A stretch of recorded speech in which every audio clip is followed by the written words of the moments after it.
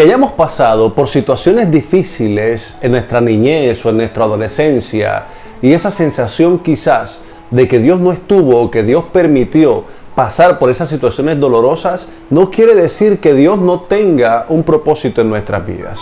La mayoría de las veces pensamos que Dios ha debido impedir eso traumático que vivimos o esa situación donde fuimos abusados, donde fuimos despreciados, donde quizás no nos amaron como tenían que amarnos, donde quizás no nos trataron como nos tenían que tratar. Y creemos que por vivir ese tipo de experiencias, entonces Dios nunca estuvo. Y estoy hablándole no solamente a personas que quizás no tienen a Cristo en su corazón, estoy hablando de personas también de la iglesia del Señor, aquellos que todavía siguen preguntándose por qué tuvieron que vivir esa experiencia tan difícil y tan dolorosa, por qué Dios permitió que pudieran experimentar eso que experimentaron.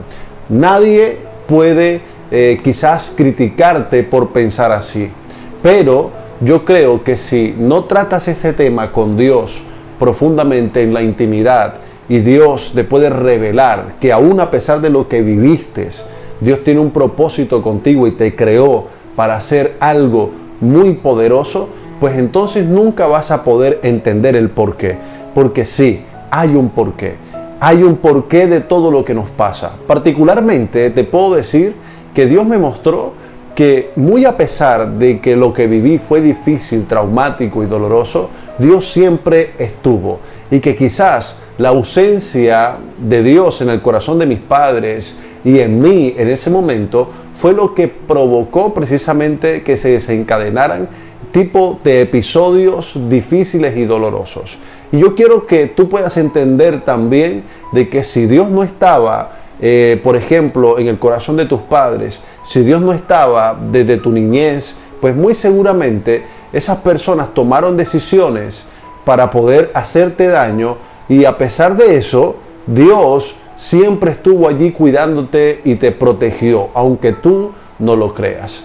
Pero desafortunadamente, el solo hecho de que Dios no gobernara tu vida y no gobernara la vida de tus padres, por ejemplo, de las personas que estuvieron criándote, eso desencadenó o provocó ese dolor. ¿Por qué? Porque Dios no puede impedir que el ser humano tome decisiones que le dañen, no puede impedir que tome decisiones que le perjudiquen, porque Dios respeta que tú decidas si le sigues o no.